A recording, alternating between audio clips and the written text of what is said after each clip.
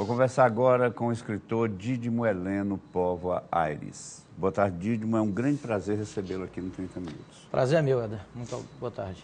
Dídimo, você fez um estudo a respeito do conflito entre árabes e judeus e hoje divulga esse estudo através de palestras. Qual foi sua motivação para realizar esse trabalho? Olha, na verdade, eu sempre fui muito interessado pessoalmente pelo assunto, diante do problema que representa para o mundo como um todo, do ponto de vista econômico, político e, obviamente, religioso. E desde cedo eu sempre gostei de ler a Bíblia e me interessei por isso. Nunca li a Bíblia como religioso, não sou religioso, mas li com um olhar crítico e isso me motivou a procurar, a pesquisar mais sobre o assunto. Isso é uma pesquisa de anos e anos e anos.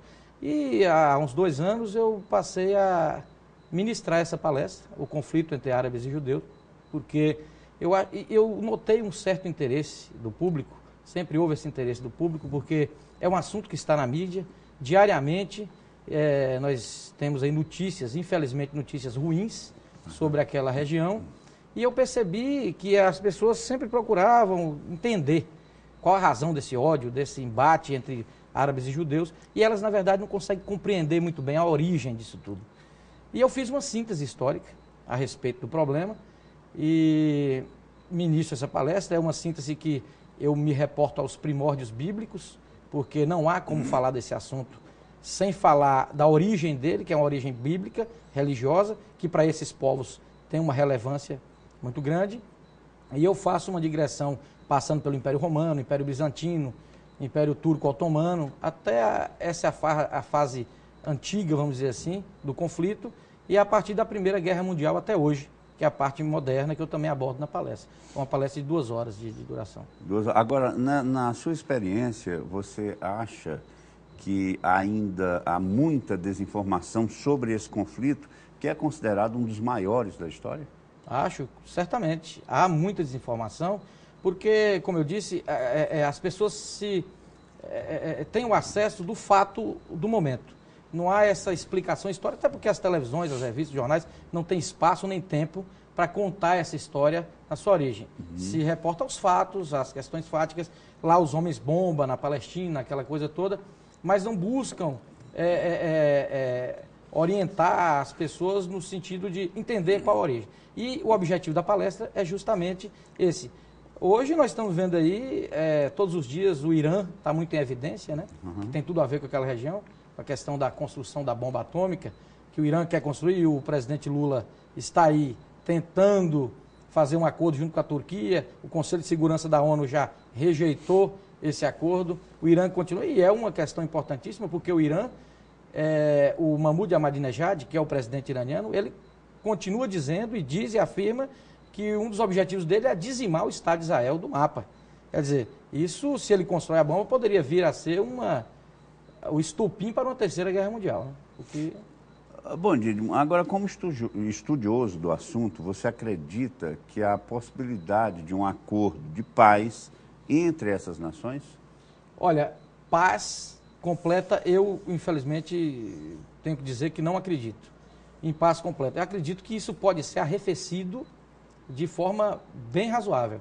Porque essas questões do Oriente Médio não se trata apenas de uma briga política partidária. É uma questão que envolve crença, religião, que arraigada há milênios, há séculos. Então, isso é uma coisa que as gerações, infelizmente, os fundamentalistas, esses grupos terroristas, Hamas, Hezbollah, etc., eles têm uma influência muito grande ali no meio do povo árabe como um todo e principalmente no palestino. Então, isso as crianças, elas já são praticamente doutrinadas a odiar. E esses homens bombas é o resultado disso. Eles acreditam que eles se tornarão mártires assim que se explodirem e matarem outros. Então essa política sempre vai haver, porque há um grupo terrorista que não tem interesse na paz. Eles querem alimentar mesmo esse ódio, como é o caso do Hamas. E encontram os que incentivam, como é o caso do Irã, que financia o Hamas, da Síria, que financia também o Hezbollah, que são grupos terroristas e que vivem dessa política, e na verdade há muitos interesses envolvidos, interesses econômicos, políticos, etc. A paz total não, mas eu acredito que pode se arrefecer muito com a criação do Estado árabe independente, assim como existe o Estado judeu, que é o Estado de Israel. Bom, nós sabemos que você também é advogado, né? Além de escritor. Agora, como escritor, quais são as principais obras da sua carreira? Olha, as principais obras são essas que estão aqui, Livros Sangrentos e Artigos e Crônicas. Eu tenho mais 4 livros escritos, mas não foram publicados ainda. Esses 2 foram os que foram. Esse Livro Sangrentos foi publicado o ano passado, em junho do ano passado, e ele também trata dessa questão, porque eu faço uma crítica aqui aos 5 primeiros livros da Bíblia, que os cristãos chamam de Pentateuco, né?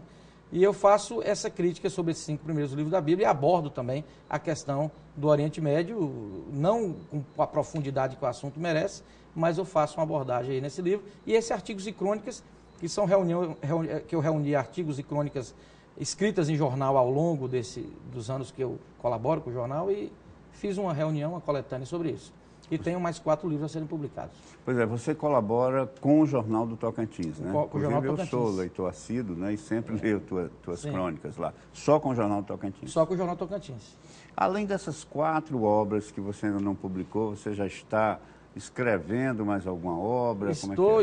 Terminei de escrever um agora, que provavelmente pretendo, se tudo correr da forma planejada, publicá-lo ainda este ano. Que é um conto, Os Impostores, mas eu já estou fazendo uma sequência deste livro.